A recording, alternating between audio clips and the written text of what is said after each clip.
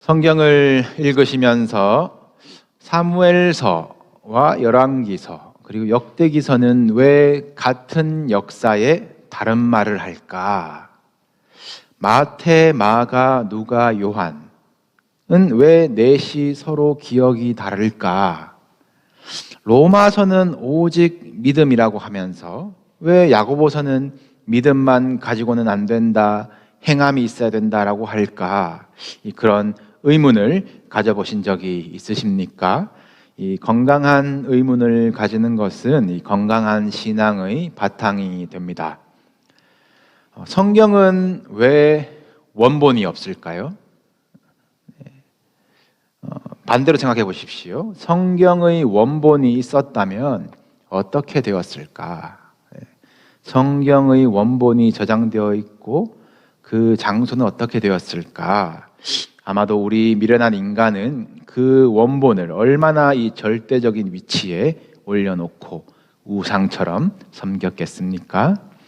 수천 년 역사 동안 성령님의 감동으로 여러 저자들이 하나님의 말씀을 받아 적고 또 사본이 만들어지고 또 번역본이 전해지고 해석되어지고 다른 기록, 다른 주장들 같지만 각가지 색깔이 합쳐져서 결국은 한 가지, 이 빛 되신 예수 그리스도의 복음을 말하게 되는 것이 우리에게 주신 이 성경의 신비입니다.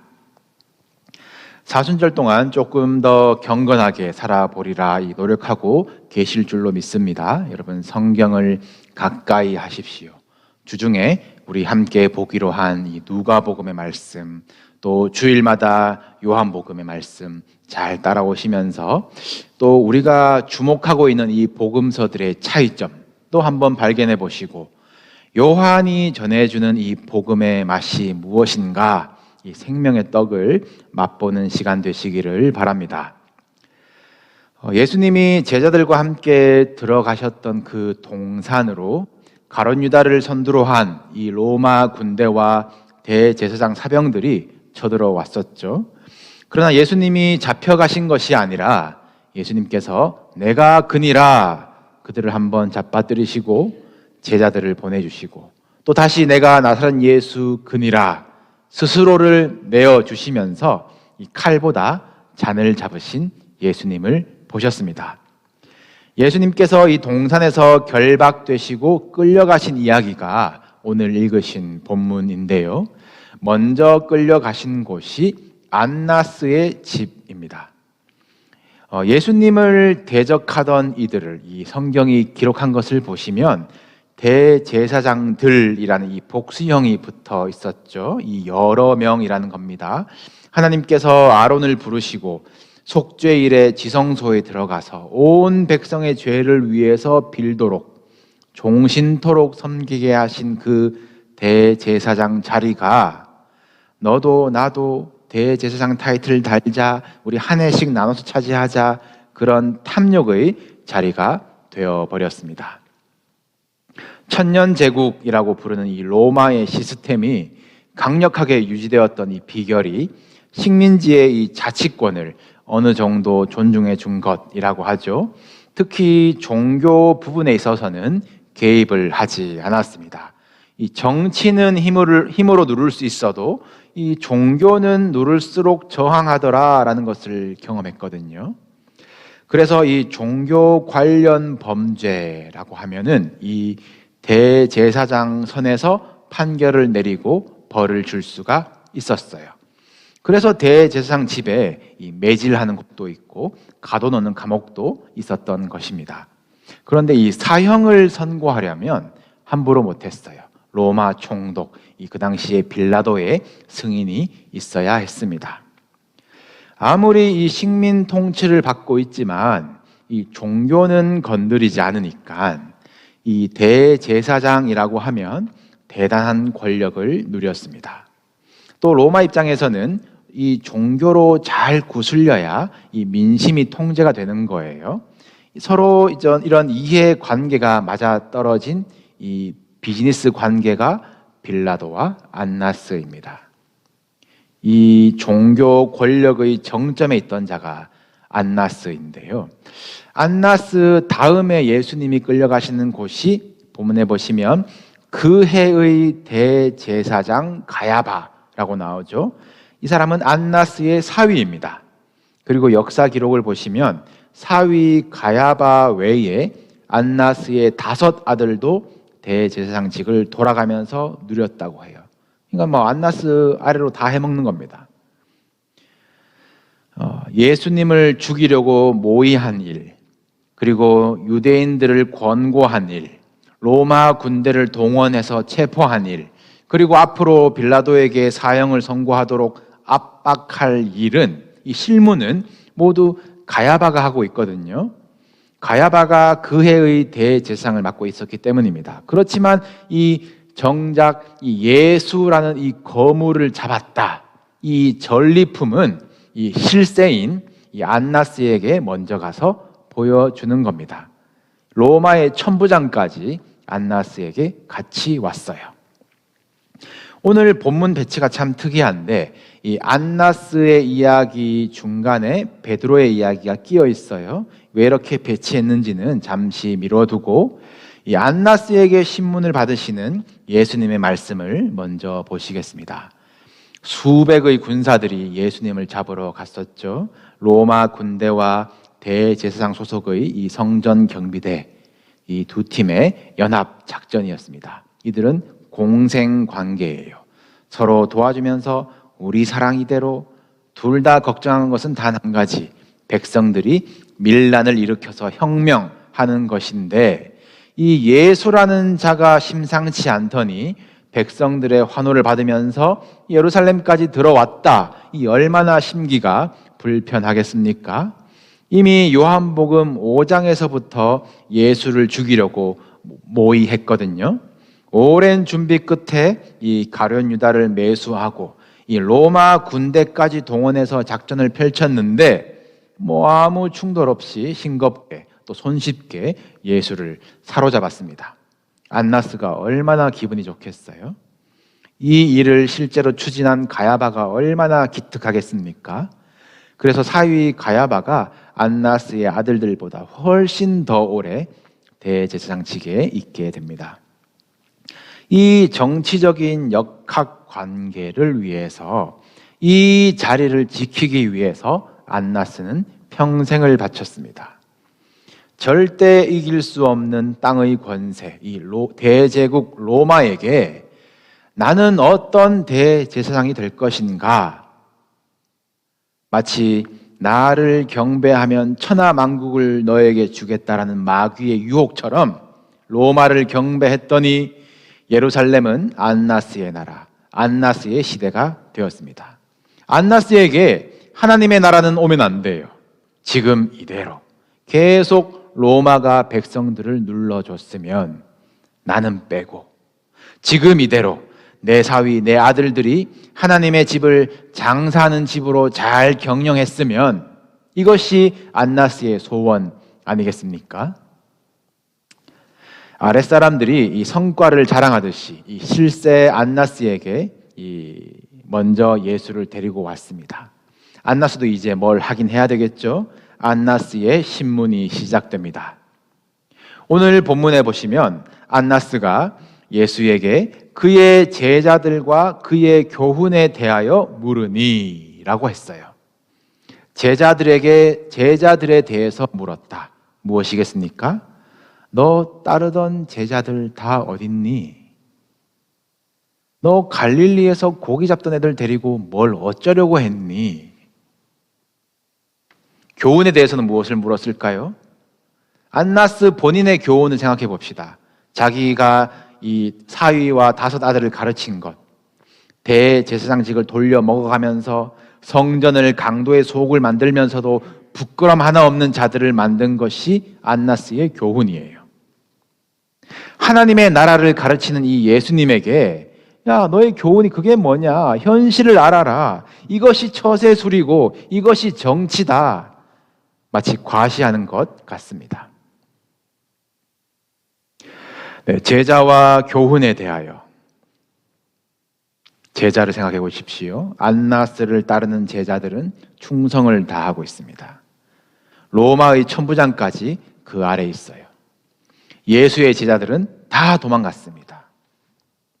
안나스의 교훈을 생각해 보십시오. 그대로 살면 잘 먹고 잘 삽니다. 팍스 로마나라고 하죠. 로마의 힘에 의한 평화를 누립니다. 그러나 예수의 교훈대로 살면 십자가 집니다. 세상을 이기었노라 하셨는데 도저히 이길 수 없을 것 같아요. 내가 이겼다, 내가 제압했다 라고 생각하는 안나스에게 예수님이 대답하십니다. 나는 드러내놓고 세상에 말하였다. 들은 자들은 내가 하던 말을 안다. 무슨 말입니까? 한마디로 안나스, 너도 알잖아. 너도 들었잖아. 너도 내가 누군지 알잖아. 안나스에게 대답하신 것입니다. 잠깐 시계를 뒤로 돌리면 요한복음 11장에서 나사로가 죽었을 때에 이 많은 유대인 바리새인들이 가서 애곡을 하거든요. 이 한참 애곡하고 있을 때에 나흘이나 지나서 죽은 것이 확실해졌을 때에 냄새가 날 때에 예수님이 나타나셔서 죽은 나사로를 살려내셨습니다. 이 엄청난 사건 때문에 예루살렘에 난리가 나요. 그때 대제사장들 안나스가 이미 모여서 이야기한 장면이 있는데요. 우리 11장 말씀을 함께 보시겠습니다. 제가 읽겠습니다. 이에 대제사장들과 바리새인들이 공회를 모으고 이르되 이 사람이 예수님께서 많은 표적을 행하니 우리가 어떻게 하겠느냐? 만일 그를 이대로 두면 모든 사람이 그를 믿을 것이요. 그리고 로마인들이 와서 우리 땅과 민족을 빼앗아 가리라 하니. 대제사장들도 예수님이 행하신 많은 표적들을 들었습니다. 요한복음에서 나오는 7가지 표적을 기억해 보십시오.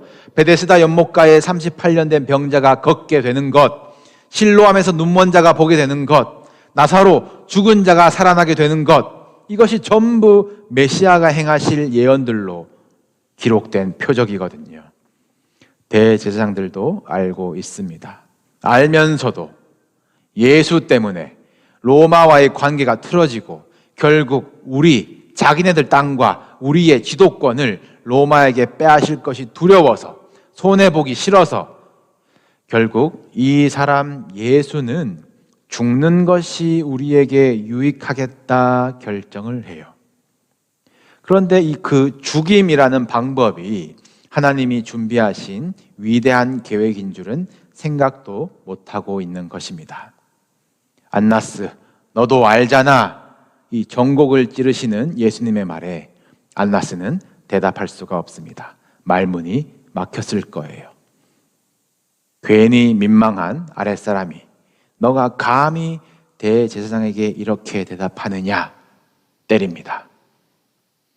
가짜 대제사장에게 수치를 당하시는 진짜 대제사장 예수님이십니다.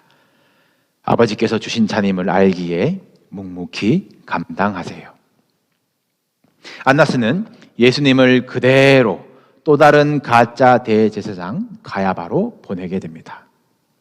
체면 세우느라 먼저 만났는데 도리어 이것이 증언도 없는 불법한 재판임을 드러내 버린 것이죠. 일은 이제 안나스에게서 가야바에게로 넘어갔습니다. 그리고 우리 이제 미뤄뒀던 베드로의 이야기를 살펴보겠습니다. 여러분, 베드로는 왜 대제사장 집까지 따라갔을까요? 제자들의 이 상황을 다른 복음서로 참고할 필요가 있는데, 이 마태복음은 제자들이 다 예수를 버리고 도망하니라 라고 기록해요. 마가복음은 거기다가 덧붙여서 한 제자가 붙잡혔는데 겉옷을 버리고, 붙잡히니까 겉옷을 버려버리고 이 벗은 몸으로 도망하더라. 지금 다 난리예요. 다 도망가기 바쁩니다. 베드로는 의리를 지키는 중일까요?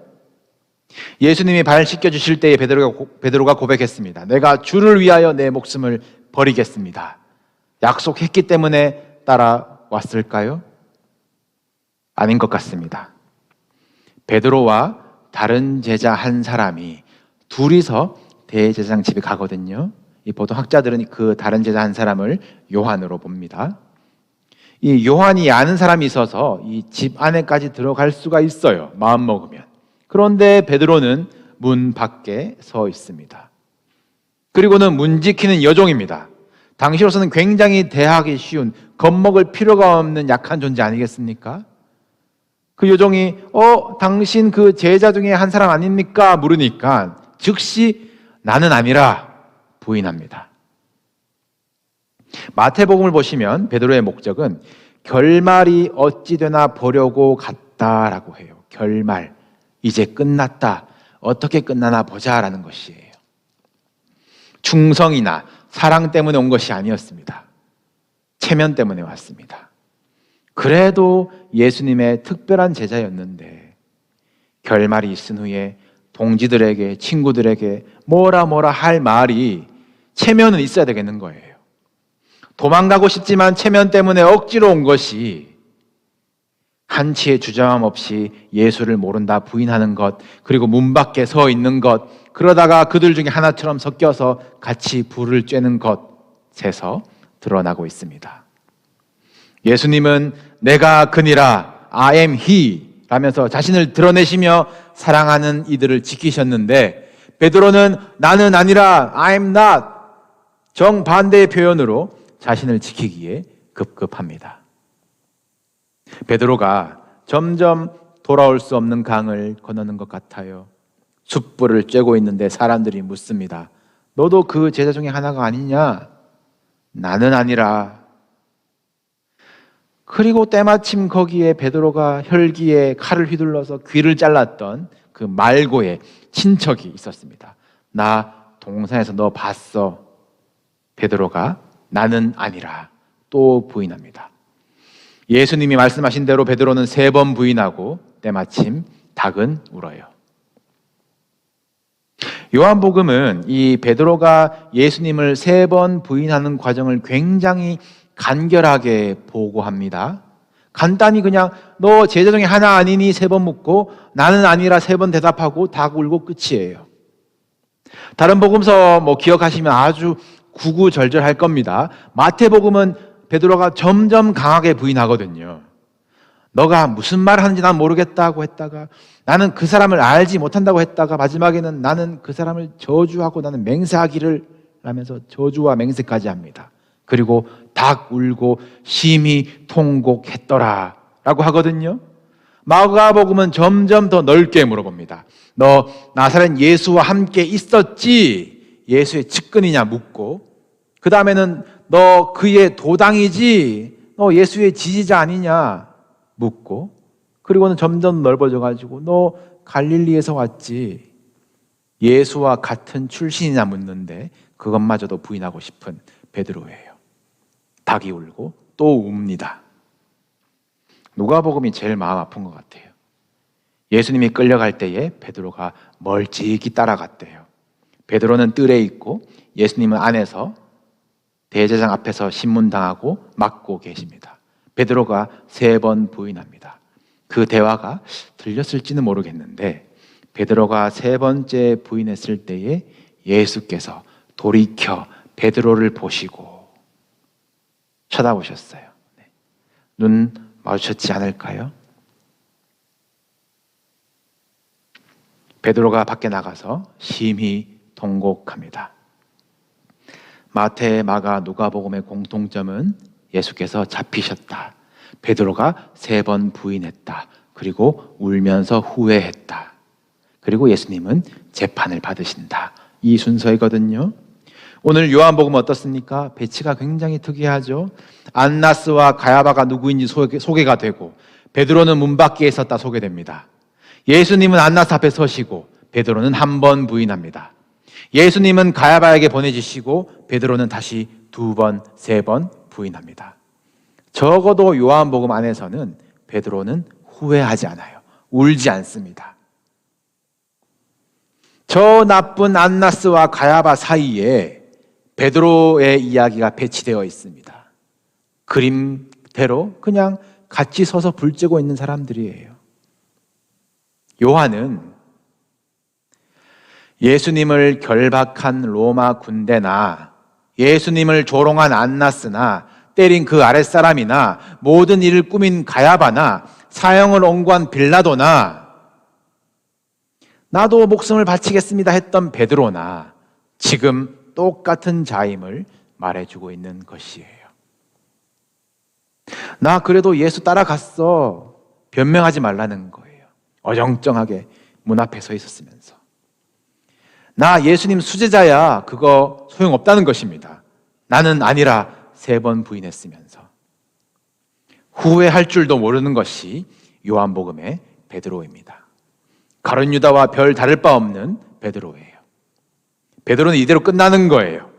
이제 예수님은 십자가에 못 박히시고 베드로는 거기 따라가지도 못하고 그렇게 끝나버립니다. 베드로는 기분이 어떨까요? 예수님은 왜 닭이 울 것을 말씀하셨을까요? 앞으로 베드로는 닭소리 들을 때마다 어떤 마음으로 살겠습니까? 지금 베드로의 상태를 기억하십시오. 자기 체면만 생각하는 자, 은혜를 모르는 자, 자격 없는 자. 우리 사순절 동안 예수님의 순환 이야기를 들으면서 이 배신과 부인과 고난과 수치의 이 무거운 이야기긴 하지만 오늘 본문에 베드로가 참 우리구나라는 것을 기억하는 은혜가 있기를 바랍니다. 조롱하는 자나 때리는 자나 죽이려는 자나 부인하는 자나 침묵하는 자나 지금 시대만 다를 뿐 오늘 말씀을 읽는 우리나 자격 없기는 마찬가지라는 것에서부터 시작하셔야 돼요. 이렇게 추락해버린 베드로의 마음이 상태가 내 안에 있었음을 인정하셔야 예수께서 살아나셨다라는 것을 듣고 달려가던 베드로의 표정이 보이는 것이고 예수께서 똑같이 숯불 앞에서 베드로에게 네가 나를 사랑하느냐 3번 물으실 때에 그 질문의 무게가 느껴지실 것입니다. 여러분 사순절을 어떻게 보내고 계십니까? 예수님의 고난에 나도 동참한다. 좋습니다. 한 끼 금식, 미디어 금식 귀해요. 하세요. 조금이라도 더 경건하시려는 그 결심을 하나님이 귀하게 보시리라 믿습니다. 그냥 보내시는 분들보다 훨씬 더 복되실 거예요. 그런데 우리가 생각은 교만하지 말아야 할 것이 우리가 어떻게 예수님의 고난에 동참합니까? 어떻게 거기 감히 숟가락을 올려요?